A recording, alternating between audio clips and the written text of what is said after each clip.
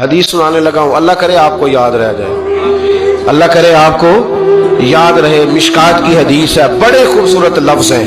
میرے نبی کریم علیہ الصلوۃ والسلام نے فرمایا، رب جو تمہیں روزی دیتا ہے نا، یہ تمہارے ضعیفوں کی برکت سے دیتا ہے۔ وہ جو 90 سال کی اماں گھر میں ضعیف پڑی ہے نا، اسے سکریپ کا مال نہ سمجھنا۔